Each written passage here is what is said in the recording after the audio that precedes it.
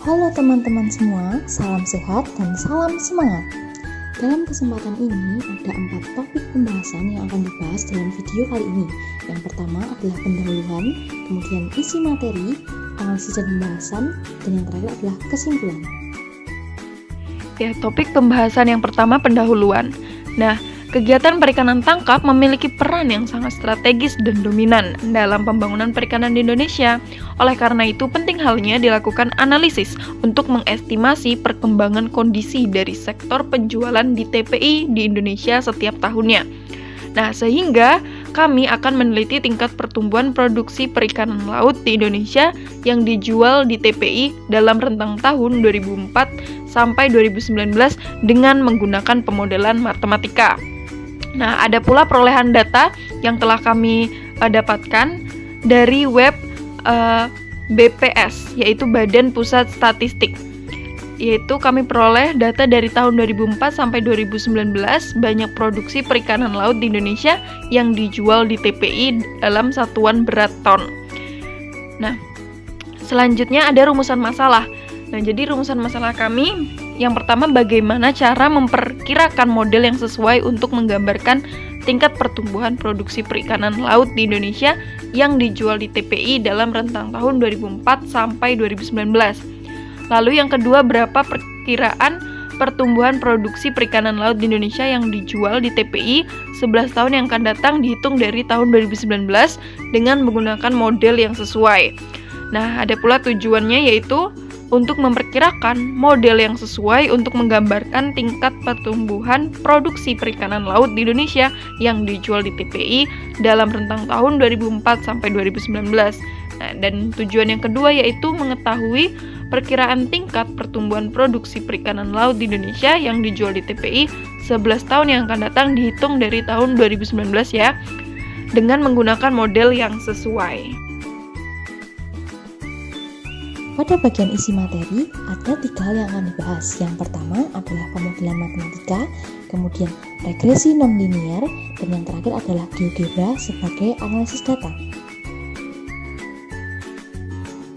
Pemodelan matematika adalah suatu proses untuk merepresentasikan atau menjelaskan suatu permasalahan kontekstual dengan menggunakan teori matematika. Regresi nonlinear merupakan pemodelan di mana ada beberapa variabel yang bebas dan tak bebas. Di sini bisa dalam bentuk persamaan matematika untuk mencari estimasi nilai variabel yang tidak bebas.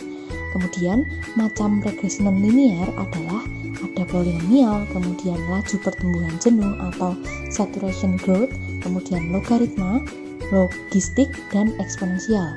Di sini manfaat dari model regresi yaitu yang pertama, mampu mendeskripsikan fenomena data dengan numerik, kemudian untuk melakukan pengendalian fenomena, dan yang terakhir adalah untuk melakukan prediksi untuk variabel terikat.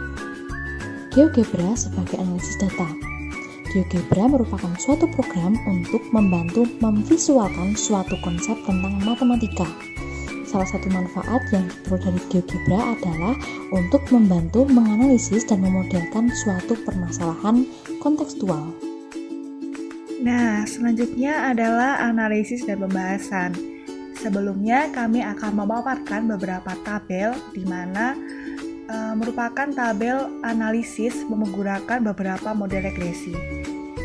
Yang pertama adalah model regresi logaritma. Di sini kami menemukan bahwa nilai SSE dari regresi ini adalah 14874219150900883 dengan persamaan Y sama dengan negatif 3833191,3534 ditambah 50465143079 ln X.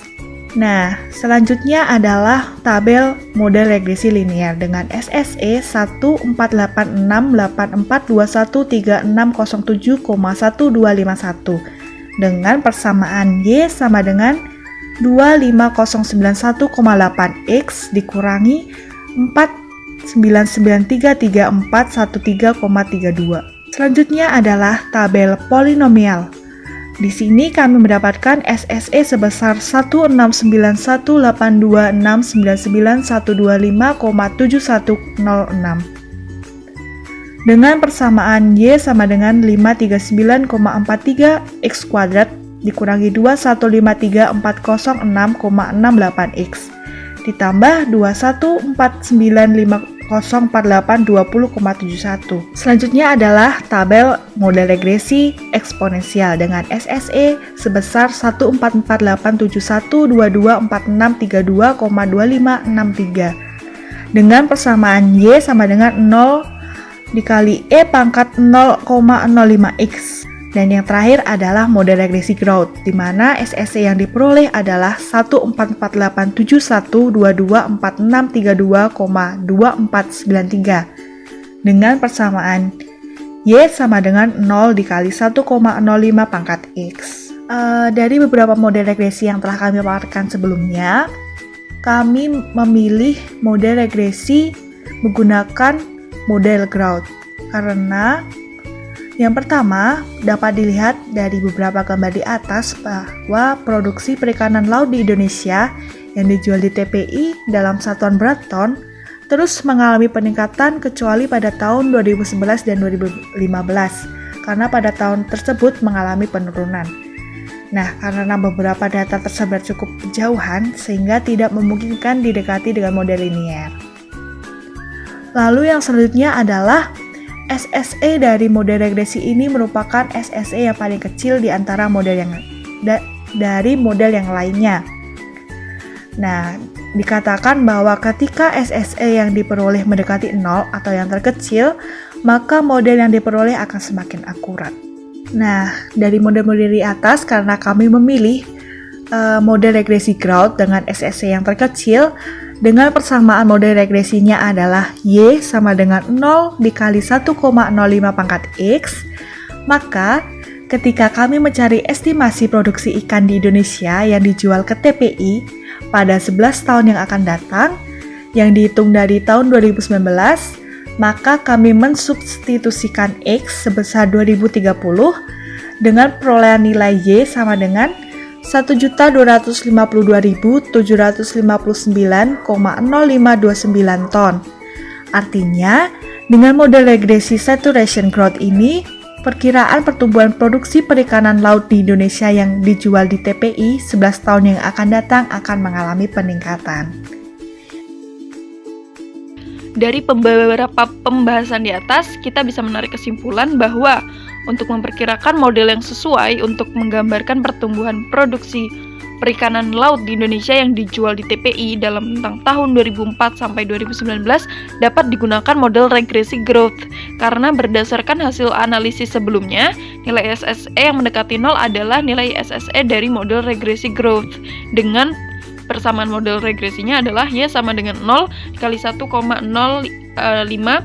pangkat X. Nah, perkiraan pertumbuhan produksi perikanan laut di Indonesia yang dijual di TPI 11 tahun yang akan datang yang dihitung dari 2019 berarti yaitu 2030 ya. Dengan menggunakan model regresi growth dikatakan meningkat.